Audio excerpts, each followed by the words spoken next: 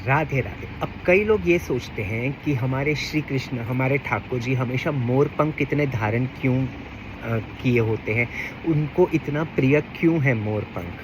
तो देखिए, उसके पीछे एक कारण है, एक स्टोरी है जो मैं आपको बता रहा हूँ, इसलिए एंड तक ज़रूर सुने और पसंद आए तो प्लीज़ शेयर, लाइक, कमेंट करना और इस चैनल को ज़रूर सब्सक्राइब करना। तो देखिए, ये उस टाइम की बात है जब हमारे राम जी और सीता मैया वनवास में थे। तब वनवास के दौरान सीता मैया को बहुत ज़्यादा प्यास लगी, तो उन्होंने राम जी से कहा। अब राम जी को ये नहीं पता था कि जल कहाँ से मिलेगा। वो थोड़े इधर उधर देखने लगे लेकिन जल नहीं मिला। तभी वहाँ पर एक मोर आया और मोर ने राम जी से कहा कि मैं जानता हूँ कि कहाँ से आपको जल मिल सकता है, आप मुझे फॉलो कीजिए और मैं आपको वहाँ ले जाऊँगा जहाँ से आप जल लाकर हमारे सीता मैया को जल पिला सकते हैं। पर एक क्वेश्चन मार्क ये था कि मोर उड़ के जाएंगे और हमारे राम जी चल के जाएंगे, तो उनको फॉलो कैसे करें। तो मोर ने ये कहा कि मैं तो उड़ते जाऊंगा, आप चल के आओगे, तो मैं एक काम करता हूँ कि मैं जिस रास्ते से जाऊंगा उस रास्ते पर एक एक मोर पंख बिखेरता जाऊंगा। तो आप मोर पंख के निशान से आप वहाँ तक पहुँच जाइए, वहाँ से आप पानी लीजिए और हमारे सीता मैया जी को पानी पिला दीजिए। और वैसे ही हुआ। हमारे राम जी मोर पंख को फॉलो करते करते जहाँ जहाँ मोर पंख बिखरा था, राम जी समझ गए कि मोर यहीं से गुजरा है और वो ही दिशा में उन्होंने जाना शुरू किया, पानी लिया। लेकिन एक चीज़ है कि मोर अपनी मर्जी से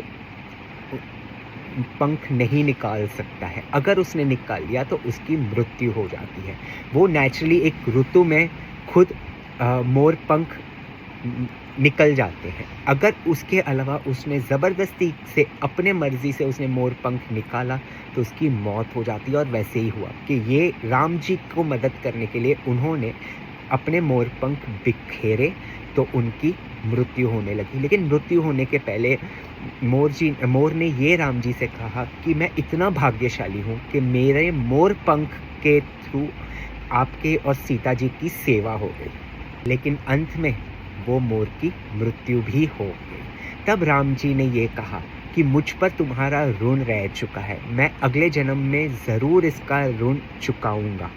तब अगले जन्म में हमारे राम जी श्री कृष्ण बनकर आए और उन्होंने मोर पंख धारण किया, सिर्फ इसीलिए क्योंकि उन्होंने मोर को वचन दिया था कि अगले जन्म वो उनका ऋण उतार कर उनका जो एहसान है वो चुका देंगे। क्योंकि मोर ने ऐसा काम किया था जो शायद ही कोई कर सकता है। राम जी और सीता जी के लिए मोर को उसका मृत्यु भी मृत्यु के बारे में भी नहीं सोचा था। तो इसी तरह अगले जन्म में श्री कृष्ण रूप लेकर मोर को मान देते हुए उसका ऋण उतारने के कारण हमारे श्री कृष्ण जी हमेशा मोर पंख धारण करते हैं। इसलिए उन्हें मोर पंख बहुत ज़्यादा प्रिय है, दिल के करीब है। मोर पंख एक हमारे श्री कृष्ण जी का प्रतीक बन चुका है। मोर पंख जहाँ हो हमें सबसे पहले हमारे श्री कृष्ण याद आते हैं। इसीलिए इस कारण दिस इज़ द रीज़न, यही कारण है कि हमारे श्री कृष्ण हमेशा मोर पंख धारण करते हैं। अगर ये वीडियो आपको अच्छा लगा हो तो प्लीज़ आप do like, share and comment और इस चैनल को सब्सक्राइब करें ताकि मुझे भी थोड़ा मोटिवेशन मिले।